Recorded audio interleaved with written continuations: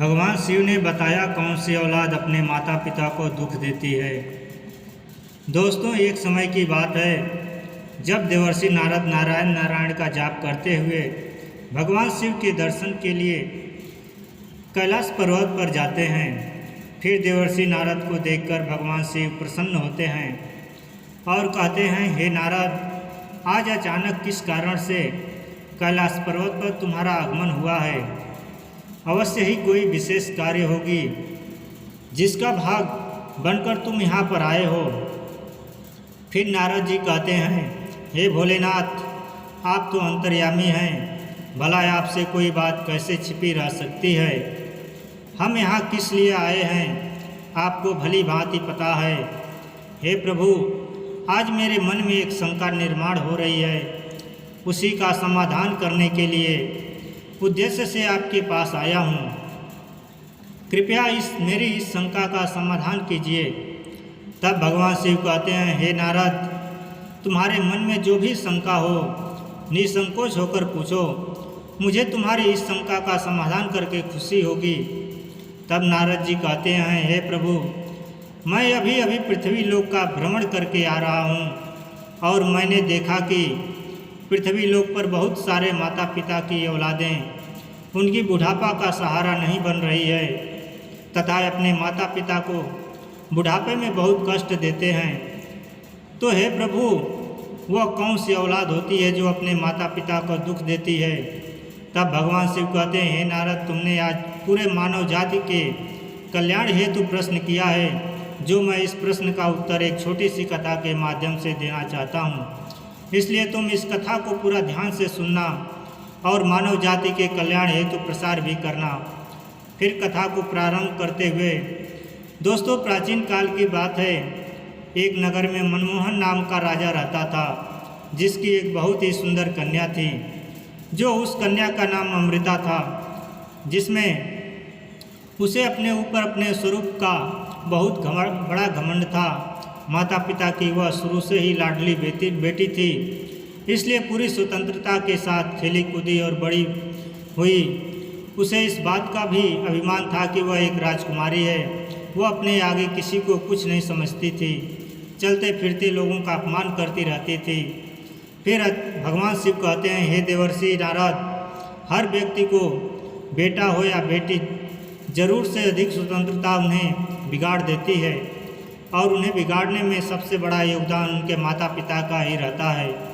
बच्चे यदि मनमानी करने लगे तो माँ बाप को उनकी तरफदारी नहीं करनी चाहिए, बल्कि उनकी गलती पर उन्हें समझाना चाहिए और ज़रूरत पड़े तो डांट फटकार भी लगानी चाहिए।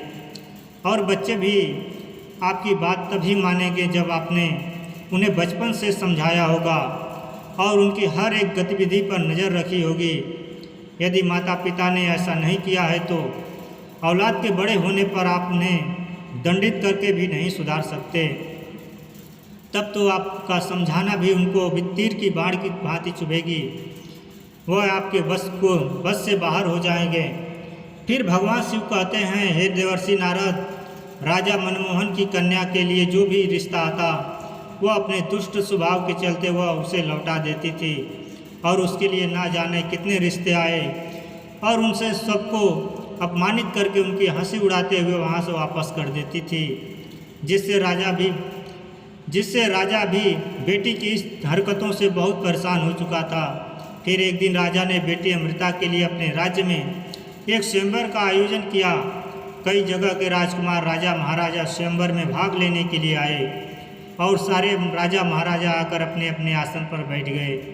उधर राजकुमारी अमृता हाथ में माला लेकर अपनी सहेलियों के साथ राज दरबार में जा रही थी। जो अमृता अपनी सुंदरता के घमंड में भरी हुई थी, सभी राजकुमारों को गौर से देखती हुई आगे को बढ़ने लगी। वह जिस भी राजकुमार के सामने पहुंचती थी, उसी की किसी न किसी बात पर खिल्ली उड़ाती और आगे बढ़ जाती थी। फिर राजकुमारी एक मोटे से राजकुमार के सामने पहुंची और वह उस मोटे राजकुमार की हंसी उड़ाती हुई अपनी सहेलियों से बोली, हे सहेली, देखो तो इस महाशय को, इनका शरीर कैसा लग रहा है, जैसे किसी ने आटे का बोरा रख दिया हो। उसके शरीर की बनावट पर वह काफ़ी देर तक हंसी उड़ाती रही। फिर वह राजकुमार राजकुमारी की बातों से लज्जित होकर दरबार से बाहर चला गया। इसी तरह राजकुमारी फिर अगले राजकुमार के पास पहुंच गई, जिससे वह राजकुमार देखने में कुछ लंबा था। तब राजकुमारी अमृता ने अपने कटु शब्दों से उसे भी खूब अपमानित कहने लगी, देखो सहेली, यह तो कोई लंबा मालूम पड़ता है, इसे तो किसी चौराहे पर खड़ा करके इसके ऊपर मसाल लानी चाहिए। राजकुमारी की वह शब्दों से पीड़ित होकर वह भी मुंह बनाता हुआ वहाँ से चला गया। फिर एक राजकुमार की वो तो काफ़ी बड़ी दाढ़ी थी, उसे देखकर राजकुमारी हंसती हुई बोली, अरे सहेली, हमारे पिता ने तो स्वयंवर में लंबी दाढ़ी वाले बकरों को भी बुलाया लिया है, इसे तो मेरी जूती भी विवाह नहीं करेगी। दोस्तों, राजकुमारी इसके रंग रूप और दाढ़ी की खूब खिल्ली उड़ाती रही, परंतु उस दाढ़ी वाले राजकुमार ने राजकुमारी के खिल्ली करने पर तनिक भी बुरा नहीं माना, क्योंकि वह राजकुमारी को अपना दिल दे बैठा था और वह भी दरबार से उठकर चला गया। दोस्तों, अब तो एक एक करके राजकुमारी ने सारे राजकुमारों को बेइज्जत करके नापसंद कर दिया। यह बात अमृता के पिता मनमोहन को बहुत बुरी लगी। फिर राजा साहब सोचने लगे, इस लड़की ने तो हमारे दरबार में आए हुए सारे मेहमानों को बेइज्जत किया है, इस लड़की को इसकी दुष्टता का दंड अवश्य मिलेगा। फिर गुस्से में राजा ने भरे दरबार में यह घोषणा कर दी कि भाइयों, मैं अपनी बेटी की ऐसी हरकत के लिए आप सबसे क्षमा मांगता हूँ, पर आज मैं सबके सामने यह घोषणा करता हूँ कि इस कन्या का विवाह मैं किसी राजकुमार से ना करके किसी भिखारी के साथ करूँगा, जो रोज़ भीख मांगकर ही अपना पेट पालता होगा और उसके साथ रहकर यह भी भीख मांगकर खाएगी, तब इसे अपनी करनी पर पछतावा जरूर होगा। राजा की ऐसी घोषणा सुनकर दरबार में बैठे सभी राजकुमारों ने राजा की बहुत प्रशंसा करी और सभी कहने लगे कि राजा साहब, ऐसे दुष्ट कन्या के साथ ऐसा ही होना चाहिए। इतना कहकर वह सब राजकुमार राजा के दरबार से चले गए। तभी वहाँ से एक भजन गाता हुआ भिखारी गुजर रहा था। तब भिखारी की आवाज़ सुनकर राजा ने अपने नौकर को भेजकर उस भिखारी को अपने दरबार में बुला लिया, जिससे उस भिखारी की बहुत ही दयनीय दशा थी। मैले कुचले फटे पुराने वस्त्र पहने था, उसके हाथ में एक लठ थी, लंबी दाढ़ी थी।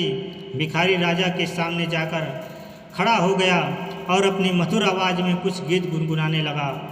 भिखारी का मधुर गीत सुनकर राजा बहुत प्रसन्न हुआ और प्रसन्न होकर राजा ने भिखारी से कहा, हम तुम्हें इनाम के रूप में मैं अपनी बेटी सौंप रहा हूँ, आज से यह तुम्हारी पत्नी है, तुम इसे अपने साथ ले जाओ और जैसे भी रूखा सूखा बन पड़े स्वयं खाना और इसको भी खिलाना।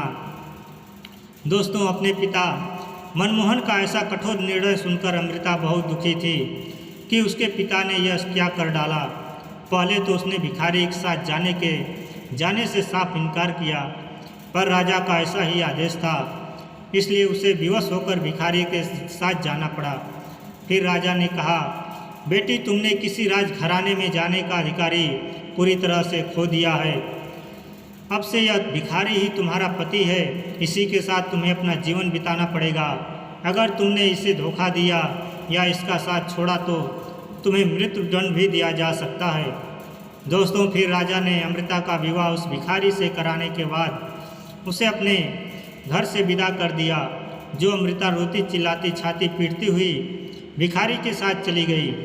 फिर भिखारी उसे लेकर खुशी खुशी एक जंगल में लेकर चला गया, जहाँ उस जंगल में उसका एक अत्यंत सुंदर कुटिया थी। उस कुटिया के पास में वह भिखारी एक आम का पेड़ लगाया था, जिसमें उस पेड़ पर बहुत सारे आम पड़े और पके हुए थे। फिर राजकुमारी ने बाहर जाकर देखा तो एक बहुत बड़ा और सुंदर खेत था। तो अमृता ने उस भिखारी से पूछा कि यह खेत किसका है। तो भिखारी ने जवाब दिया कि हे राजकुमारी, मैंने ऐसा सुना है कि यह खेत उसी दाढ़ी वाले राजकुमार का है, जिसे तुमने अपने स्वयंवर में दाढ़ी वाला बकरा कहकर अपमानित किया था। पर आपका दुर्भाग्य देखिए, और बदकिस्मती से मैं भी आपको उसी दाढ़ी वाले की तरह लंबी दाढ़ी वाला मिला हूँ। अगर तुम उस दाढ़ी वाले से विवाह कर लेती तो आज इस खेत की तुम स्वयं मालिकिन होती। पर अब पछताने से कोई फ़ायदा नहीं है। अब तो तुम्हें मुझ जैसे भिखारी के साथ ही ज़िंदगी भर रहना है। दोस्तों, फिर कुछ दूर आगे चलने पर राजकुमारी अमृता को सुंदर फल फूलों से लदा हुआ एक बाग बगीचा दिखाई दिया, जिसे अमृता ने कहा थोड़ी देर इस बाग में ठहर कर विश्राम कर लेते हैं। फिर राजकुमारी ने पूछा, यह बाग किसका है? बड़ा ही सुंदर है। तब उस भिखारी ने उत्तर दिया, राजकुमारी जी, यह बाग भी उसी दाढ़ी वाले बकरे का है जिसका तुमने अपना अपमान किया था। इसलिए अति शीघ्र ही विश्राम करके यहाँ से निकल चलो, वरना वह दाढ़ी वाले राजकुमार को पता चल गया तो वह हमें अपमानित करके भगा देगा। फिर उस भिखारी ने राजकुमारी से कहा, सोचो अगर तुम मुझसे विवाह कर लेती तो यह बाग भी तुम्हारा होता और मुझ जैसे भिखारी के साथ तुम्हें नहीं आना पड़ता, पर तुम्हारा घमंड ही तुम्हें यहाँ ले आया है। दोस्तों, फिर भगवान शिव देवर्षि नारद से कहते हैं। इस प्रकार वह बातें करते हुए दोनों आगे को बढ़ते हुए चले गए और कुछ दूर आगे जाने पर वह एक बहुत सुंदर नगर में पहुँचे, जिससे ऐसा लग रहा था जैसे वह नगर किसी राजा की राजधानी हो। उसके बाद अमृता ने पूछा, यह नगर किस राजा का है? तब भिखारी ने उत्तर दिया, हे प्रिय, यह नगर मेरी नज़र से तो एक राजा का है, पर आपकी नज़र से तो यह नगर उसी दाढ़ी वाले बकरे का है जिसे तुमने भरी सभा में बेइज्जत किया था। सोचो अगर तुमने उससे शादी कर ली होती तो तुम इस नगर की रानी होती, हजारों दास दासियां तुम्हारी सेवा करती, पर तुमने अपने रूप की घमंड में आकर अपनी किस्मत फोड़ ली और मुझ भिखारी के साथ विवाह करके तुमने अपनी ज़िंदगी को दुखों में ढकेल दिया है। पर अब क्या हो सकता है, जो होना था सो हो गया।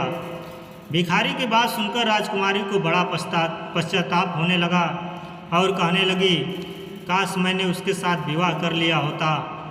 भिखारी ने अमृता के मुख से ऐसी बातें सुनकर नाराज होते हुए कहा, राजकुमारी, खबरदार, जो अब तुमने दूसरे पुरुष के बारे में सोचा भी तो अब तो तुम केवल मेरी पत्नी हो और मैं ही तुम्हारा पति हूँ।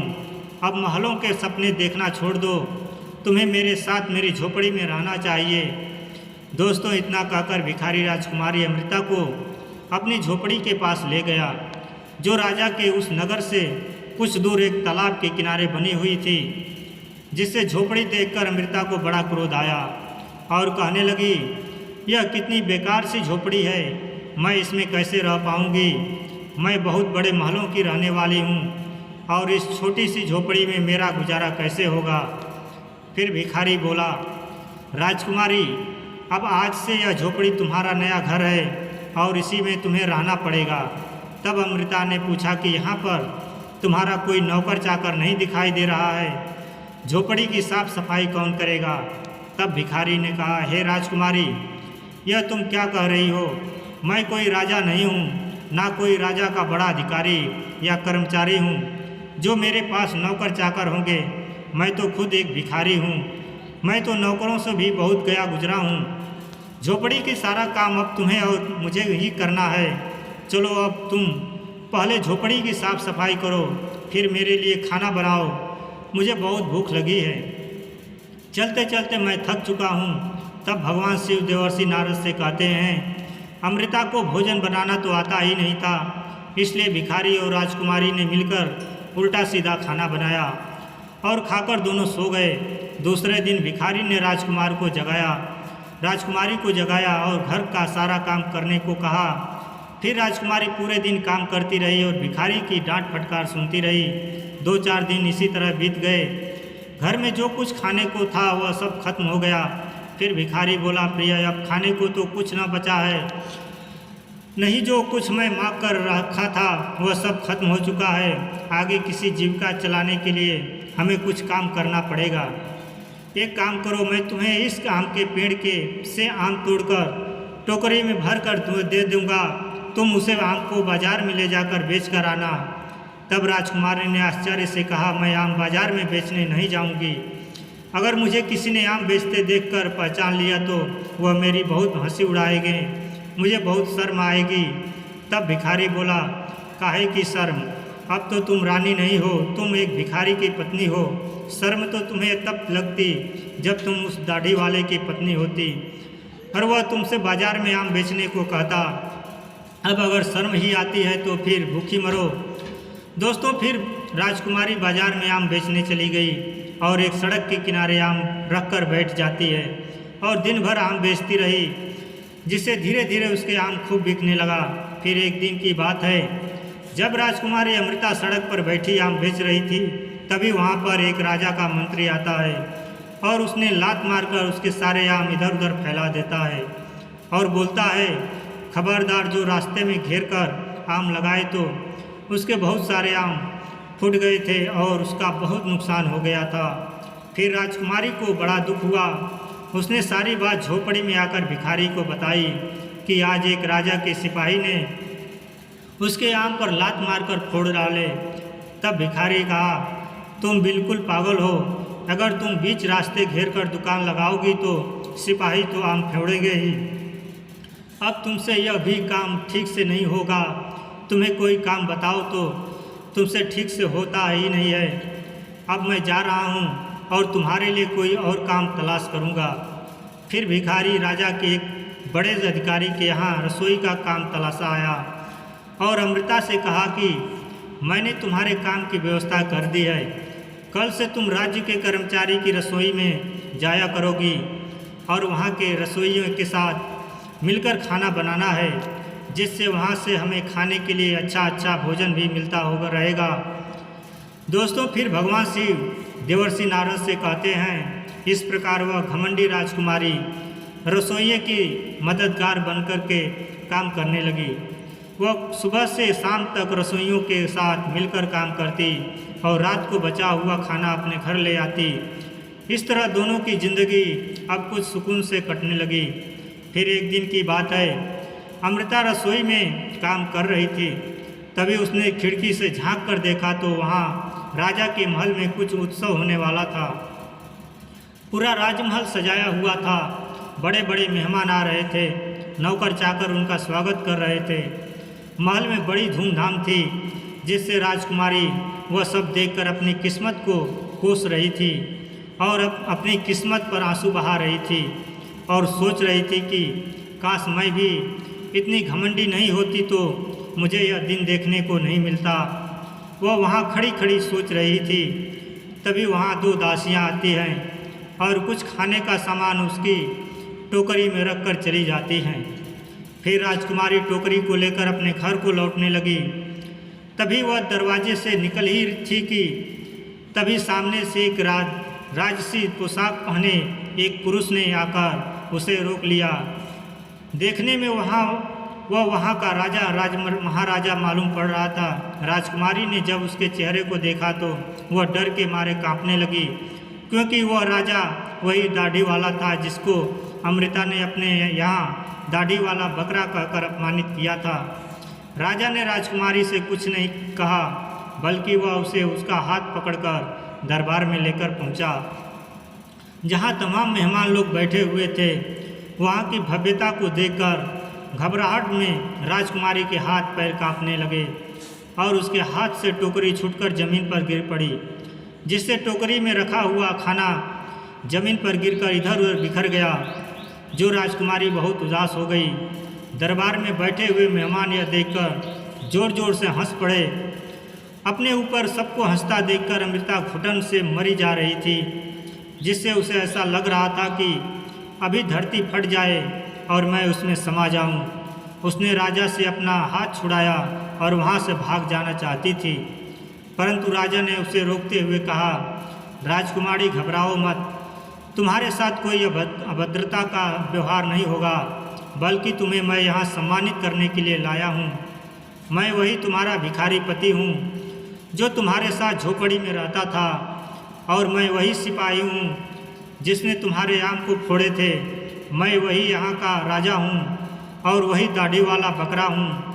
मैंने तुम्हारे साथ भिखारी बनकर विवाह इसलिए किया था क्योंकि मैं तुम्हें चाहता था, और तुम्हारे पिता की प्रतिज्ञा को ध्यान में रखते हुए मुझे भिखारी की वेशभूषा बनानी पड़ी। और मैं भिखारी बनकर तुमसे विवाह कर लिया। अब तुम्हारा घमंड भी नष्ट हो चुका है और तेरा पिता का प्रतिज्ञा भी पूरा हुआ। इतने सारे मेहमान हमारे स्वागत में आए हैं, अब मैं तुमसे सम्मानपूर्वक विवाह करूंगा। दोस्तों, फिर भगवान शिव देवर्षि नारद से कहते हैं। यह सुनकर राजकुमारी को बड़ी प्रसन्नता हुई और खुशी में उसकी आंखें आंसुओं से भर गई। अब तो दासियाँ आई और उसे दुल्हन के नए जोड़े में सजाकर लाई और दरबार में अमृता के माता पिता भी मौजूद थे। सब ने राजकुमारी को खूब आशीर्वाद दिया और राजा के साथ समस्त मेहमान की उपस्थिति में उसका विवाह हुआ। उसका सारा गुरूर उतर चुका था, वह पूरी तरह से बदल चुकी थी। उसने जिंदगी जीने का तरीका सीख लिया था। दोस्तों, तब भगवान शिव देवर्षि नारद से कहते हैं, हे देवर्षि नारद, अत्यंत दुख सुख सुविधा में पलकर मनुष्य उन अनुभवों से, उन संस्कारों से अपरिचित रह जाता है जो उसके जीवन में आगे बहुत कष्टदायक होता है। तो दोस्तों, इसलिए मनुष्य को कभी भी किसी बात का घमंड नहीं करना चाहिए। परमात्मा जब तुम्हें किसी का गुण से संपन्न बनाता है तो बाकी कई गुणों से खाली रखता है, ताकि तुम्हें जब भी कभी अभिमान हो तो तुम्हें उसका सबक मिल सके। इस प्रकार राजकुमारी उसी दाढ़ी वाले पति के साथ बड़े आनंद से रानी की तरह जीवन व्यतीत करने लगी। तो इस प्रकार से भगवान शिव ने बताया, जिसकी औलाद अपने मनमानी करते हैं तथा अपनी माता पिता का अपमान करते हैं और उनकी बात को नहीं मानते हैं, उसकी औलाद सदैव मुसीबत से घिरे रहते हैं। तो दोस्तों, मैं आशा करता हूं कि आपको ये कथा पसंद आई होगी और यदि इस चैनल पर नए हैं तो चैनल को सब्सक्राइब कर वीडियो को लाइक एवं शेयर जरूर करें और